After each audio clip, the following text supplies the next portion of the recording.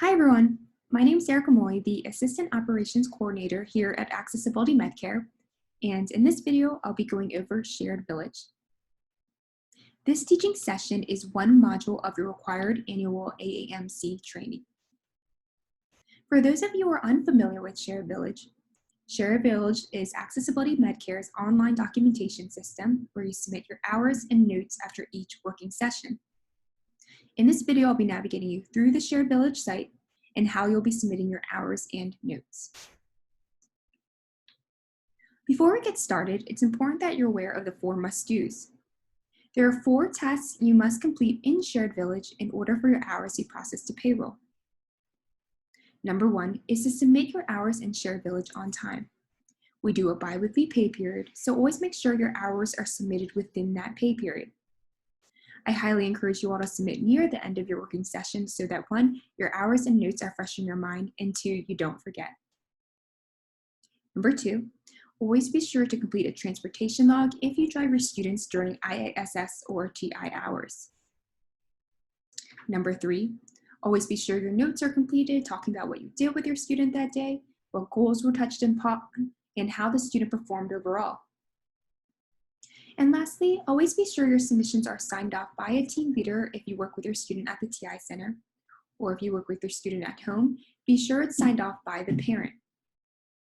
If you do not complete the 4 tasks above, your hours will not process to payroll, so always be sure the 4 must-dos are completed. In these next slides, I'll be navigating you through the Shared Village site. So once you finish working with your student, you'll go to your web browser, type in sharedvillage.com, and you'll get to this screen here. In order for you to log in, you'll press this login button in the upper right-hand corner. You'll then type in your username, which is your email address, type in your password, then press login. Once you have logged in, you'll get to your home page. There are several buttons on your home screen you want to be mindful about, but the most important is the search engine button at the very top. This search engine will allow you to access your student's page where you can submit your hours and notes.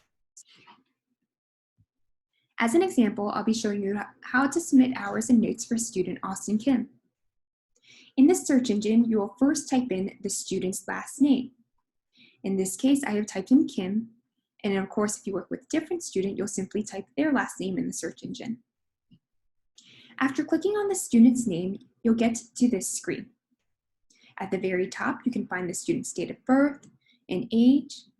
You can also find the student's parent contact information if you hover over these 2 buttons and these 2 buttons here. If you pick up or drop off a student and need to know their home address, you can always hover over this house button, which will provide you with the student's home address. Now, on this part of the screen below, you can see the different services the student receives from Accessibility Medcare. In this case, Austin receives 5 different services, which are ALP, TI, FC, RC, and IISS. Depending on the service you worked with the student, you will click on that service. As an example, I'll be clicking on TI, but the way you submit your hours and notes for the other services are the exact same. So once I click on TI, I'll get to Austin's main page. In the middle of the screen here, you can find how many TI hours are allotted to each student. This is something we have to keep an eye on and be sure we're not going over the hours Autism Waiver has allotted. Now in this section here, you can find the students' goals they're currently working towards, and in the left-hand side, you can find several buttons. The first one is Time and Notes. This is where you'll be submitting your hours and notes. I'm going to go over the buttons below first and then revisit this after. So here is an incident button. If an incident occurred, we of course must document what happened. What you'll do is generate an incident report by clicking on the incident button. Once you have done that, you'll enter the time and date and write an overall summary of what happened. Immediately after, please send an email to Dr. Rowe and I notifying us about the incident. If you ever have any questions about incident reports, you can always reach out to me directly. Next, under Incidents, you can find Goals. If you click on this button, you can view the student's active and past goals. Below goals is medications. Here you can view medications a student may receive. You can also view a student's emergency seizure protocol if they have a seizure disorder. Below medications is treatment plans. This is where you can access your student's treatment plan. Treatment plans are similar to IEPs that gives you information about the student, such as likes, dislikes, triggers, reinforcements. They're a great way for you to get to know a student beforehand. In the treatment plan, you can also view the student's goals they are currently working towards and procedures and strategies how you can help them achieve their goals. And lastly, you can find this Upload Documents button. If you click on this, you can have access to resources that may help your students, such as visual schedules, token boards, social stories, and all that good stuff. Now that I reviewed these buttons, I'm going to go back to time and notes.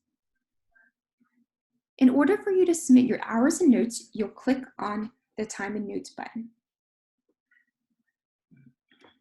I'll then get to this screen where I'll press the plus case note button. Once I've done that, I'll type in the date that I worked with my student, type in the start and end time, and then also type in the number of minutes I spent driving the student around if I happen to do that during my session. Autism Waiver does not need to know how many travel miles you drove the student around, so it's okay if you leave this section blank. In this section, you can find important checkoffs. The first one is significant incident. If an incident occurred during your session, please click on that button. If you want to alert a staff member about your particular note, please click on the Alert Other Staff button. And if you doubled up with a student, which means that you worked with 2 students during your TI session, please click on the Double Up button. Once you have filled in the information, please click on the Save button in the very bottom. On this screen, you will select the associated people that were with you during your session. So in this case, it would be you and your student. What you'll do is click on the Screen Attended button. Once you get to this screen, the first step of your hours are getting processed to payroll. So we know that you worked with a student May 27th from 2 to 6 p.m. Therapeutic Integration Service. Now the next step is to complete a transportation log. If you drove your student during your session, whether it was going to the TI center, the park, the mall, the library, the grocery store, you must complete this log. What you'll do is press this green plus button here. I'll then get to this screen where I will type in the start, end time, and location I drove my student around. So in this example, I drove student Austin from 3 o'clock to 3:05 p.m. from JIT to Blueberry Park, and 5 o'clock to 5:05 p.m. Blueberry Park back to JIT. Once I have entered the information, I'll press Save. And then I know that I worked with my student overall 2 to 6 p.m., but from 3 to 3:05 p.m., I drove him from JIT to Blueberry Park, and from 5 o'clock to 5:05 p.m., I drove him from Blueberry Park back to JIT, 10 minutes in total. Once that is complete, the next step is to do my notes. It's so imperative to complete your notes about what you did with your student that day, what goals were touched upon, and how the student performed overall. I always say when you work in any child's care, there are 2 parts of the job. Number 1 is actually working with the child, and number 2 is providing documentation. Documentation is so important because it's a way to track the student's progress and appropriately update their treatment plan. In Shared Village, we have incorporated templates for you to use to make it easier to fill out. We highly encourage you to write your own notes and use the templates only as a guide. In order for you to complete your notes, you'll click on the blue Manage Comments button. Once you have clicked on that, you can find the goals listed here. Typically, students have 3 to 5 goals, so in this case, Austin has 3. What you'll do is comment on each goal by pressing the orange comment button. So if I click on the first one, we'll get to this screen. You can see the goal listed at the very top, the date that you worked with the student, and a progress drop-down option. So here you will click on how much progress the student has made on this particular goal. So if the student has made no progress, you'll click on no progress. And if the student has made substantial progress, you'll click substantial progress. Now under that, you can find the student's note box. In this note box, you will type in what you did with your student, how the student performed overall, and the level of prompting that was used. What I'll do is use the template shown as a guide, but write it in my own words. Here is an example of a completed note. This shows what Austin did that day, how much progress Austin has made on this particular goal, and the level of prompting that was used. Once I have finished, I'm going to press this Save button at the very bottom. Now, once I've completed my notes, I'm going to comment on the next two goals. Once I comment on all the goals, this is what my screen will look like. There is one more step I need to do in order for my hours to process to payroll.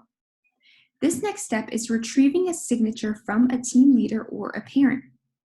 In order for you to do this, you'll click on the student's name here, and then you'll ask the team leader or parent to e-sign in this box here. Once they have done that, they'll press the Save button. And this is what a completed note will look like. You submitted your hours, you completed a transportation log and have done your notes, and it's also been signed off by a team leader or parent. So this submission is good to go and will process to payroll. And last but not least, for all other services such as IISS, RC, FC, and ALP, the way you enter the information doing your notes and hours are the exact same, except you'll click on that specific service. So that's it for this Shared Village review. If you ever have any questions regarding Shared Village, you can always contact me at emoy.amc@gmail.com. If you have any feedback on this portion of the training, please email accessibilitymedcare2@gmail.com. And now that you have completed this training, you can check this off on your list of training. And before I sign off, just a friendly reminder, please do not forget to submit the completed checkoff list once you have viewed all the training videos to me at emoy.amc@gmail.com. Thank you.